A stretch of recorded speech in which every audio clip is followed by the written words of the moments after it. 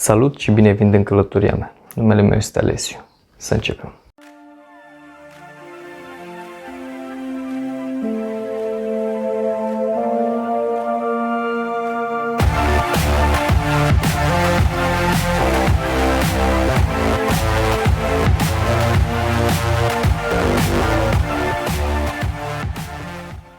Astăzi vom vorbi despre principalul lucru care contează în viața de zi cu zi.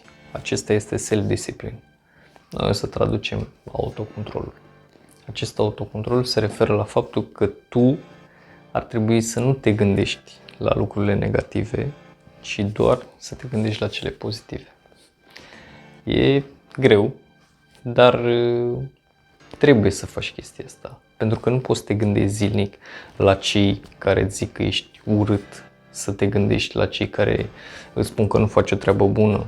Tu trebuie să dai vocile la o parte și să fii doar tu cu fricile tale. Pentru că tu înăuntru tău mai ai anumite temeri față de că nu pot să reușesc să fiu mai bun decât mine. Nu există așa ceva.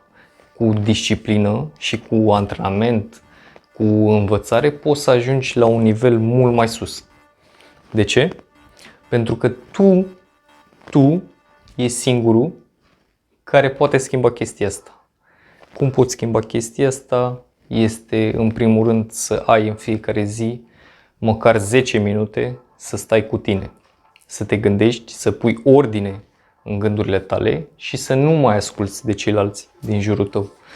Asta o să fie cel mai greu lucru pentru tine. Tu trebuie să te gândești numai pozitiv, să te gândești că astăzi trebuie să faci mai multe lucruri decât ai făcut ieri. Tu trebuie să devii din ce în ce mai bun. Să fii mai bun decât tine. Trebuie să te depășești pe tine însuți pentru a ajunge unde îți dorești. Este greu, dar este singurul lucru pe care poți să-l faci ca să-ți atingi obiectivele. Asta este cel mai important. Trebuie să ai autocontrol. Ce vrei să faci? Vrei să ajungi la 80 de ani și să spui că nu ai realizat nimic? Nu cred că vrei să faci chestia asta. Încearcă din momentul ăsta să faci ceva pentru tine, să faci ceva mai bun ca tine. Și eu am pierdut 10 ani, sunt la început de drum, dar nu mi-e frică pentru că eu știu că pot învăța mai multe. De exemplu, acum învăț să editez, nu? Învăț să fac ceva nou, învăț să fac un vlog, învăț să filmez. Este ceva nou, dar cu timpul voi ajunge să fiu mult mai bun. În fitness voi ajunge să fiu sus, voi ajunge să fiu în top deoarece îmi doresc chestia asta și am acel self-discipline la care lucrez în fiecare zi ca să pot să fiu mai tare și mai bun ca mine însumi, să-mi depășesc toate temerile și să nu ajung în partea negativă în care să mă întorc. Pentru că tu odată ce ai urcat, nu trebuie să ajungi să te mai întorci înapoi. Încearcă să faci diferit față de cum gândești, față de cum este aici. Pentru că tu îți dorești să faci diferit lucrurile, dar te împiedică temerile și frica ta. Încearcă ca, de exemplu, într-o zi ploioasă, încearcă ca tu să faci ceea ce ți-ai propus. Pentru că cu toții știm că atunci când plouă spunem, nu mai pot să mă la sală, nu pot să mai alerg. Dar fă chestia asta. Ce contează că plouă? Nu te oprește nimic ca să ajungi să-ți atingi obiectivul. Pentru că atunci când tu vei face chestia asta, mintea îți spune, stai în pat, hai să ne uităm la un film, hai să mâncăm ceva. Dar tu, când faci chestia opusă, o să fie ceva de genul what is going on? O să fie ceva diferit, o să observi că înăuntru tău se întâmplă ceva. Temerile tale sunt cam așa. Tu ești jos pentru că pe tine te controlează temerile tale. Tu, ca să poți să depășești acele temeri, trebuie să urci și să urci și să urci. Întotdeauna ele sunt acolo. Dar tu, cu cât le dai mai jos, cu atât vei avea mai multă încredere în tine și o să poți să faci orice îți dorești. Orice îți dorești, totul ține de faptul cum gândești tu. Nu trebuie să te lași influențat de nimeni altcineva. Contează de faptul că tu te controlezi doar pe tine. Contează că tu trebuie să fii mai bun decât ai fost ieri. Nu are relevanță altcineva. Trebuie să fii cel mai bun, să dai tot din tine. Încearcă să îți urmezi visul. Nu contează ce spun ceilalți. Încearcă să ajungi acolo, pentru că toți suntem într-un echilibru. Mereu o să ajungi să auzi chestii nasoale despre tine, despre ceea ce vrei să faci. Contează ca tu să urci pe acea treaptă din ce în ce mai mult, pentru că ceilalți vor încerca să te tragă înapoi. Da, este greu de gândit chestia asta, dar așa este.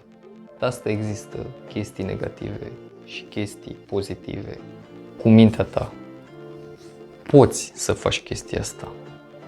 Băgându-le într-un cufăr, închide-le cu cheia și aruncă-le din mintea ta.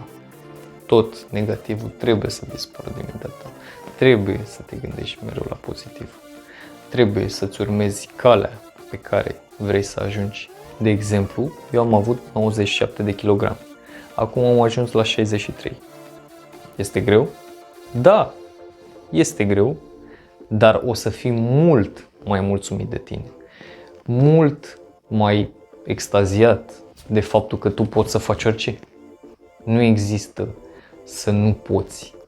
Există doar să rămâi în acea balanță și să nu faci nimic cu viața ta.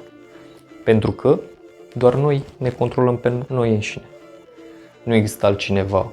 Iar tu, dacă faci ceva ce nu-ți dorești, înseamnă că faci ceva ce alții îți doresc ca tu să faci. Puțin complicat, dar așa este.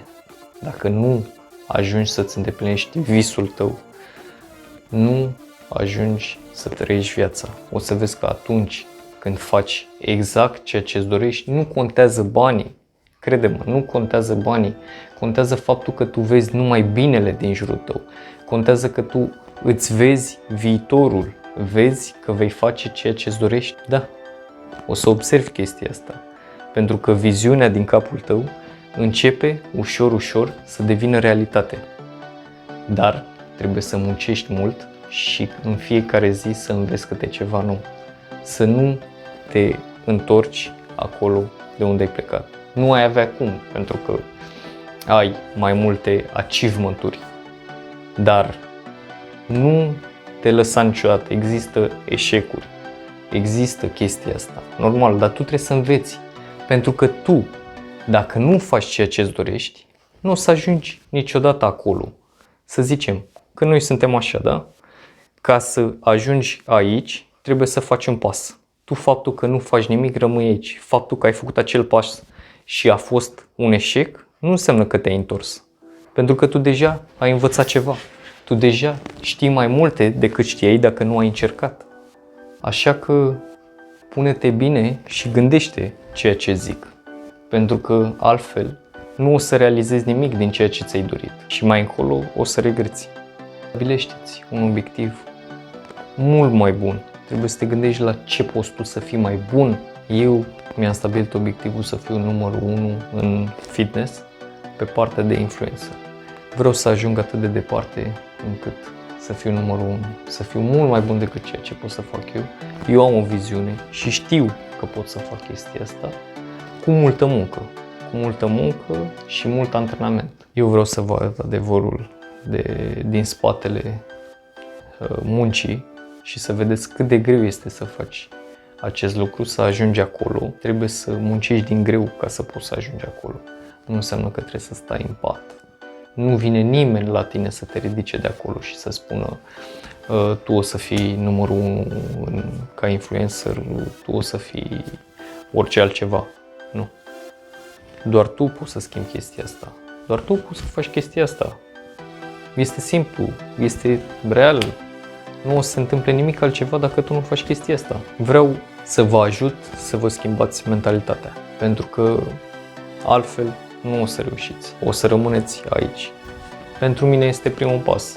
Eu vreau să vă arăt adevărurile din spatele meu. Și mie mi-e teamă să vorbesc în fața voastră. Dar îmi depășesc aceste temeri. Tu trebuie să nu te minți cu tine. Dacă tu recunoști, da, nu sunt așa de deștept, da, nu știu atât de multe lucruri, tu trebuie să pornești de acolo de unde ești cu adevărat. Pentru că altfel nu vei reuși. Încearcă să gândești diferit. Încearcă chestia asta, o să auzi de la mine mereu spun chestia asta, pentru că de aici pleacă totul. Felul cum gândești schimbă perspectiva asupra realității. Fiecare avem facturi de plătit. Fiecare ne dorim să nu mai existe, dar asta este, viața continuă. Nu trebuie să stai cu gândul că trebuie pe 15 să plătesc factura și să te gândești la asta zilnic. Nu trebuie să faci chestia asta, pentru că altfel vei avea o viață monotonă și nu vei ști ce să faci. Trebuie să schimbi ceva. Încearcă să ieși, să te relaxezi și încearcă să faci și puțin de sport. De ce? Pentru că este mai sănătos. Și este mult mai ok și pentru mintea ta. Trebuie să te relaxezi. Nu poți să faci, schimbă chestia asta. Încearcă să faci. Dar nu te gândi că vei arăta mult mai bine dacă tu nu faci eforturi. Tu trebuie să faci acele eforturi. Gândește-te că tu trebuie să depui o muncă pentru a face chestia asta. Mergi înainte, nu da înapoi. Faptul că într-o zi nu a fost chiar cum ți-ai dorit, nu contează. Încearcă ca a doua zi să dai de 2 ori mai mult. Încearcă să fii mai bun pe zi ce trece și vei ajunge unde îți dorești. Noi o să ne vedem în fiecare miercuri pe acest canal și pe rețelele de socializare. În fiecare zi o să postez câte ceva nou și o să încerc să vă motivez zi de zi. Asta este cel mai important. O să vă mai spun un singur lucru și cu asta închei. Fiecare dintre noi are 2 vieți. Cea de-a doua viață începe atunci când îți dai seama că ai o singură viață. See ya.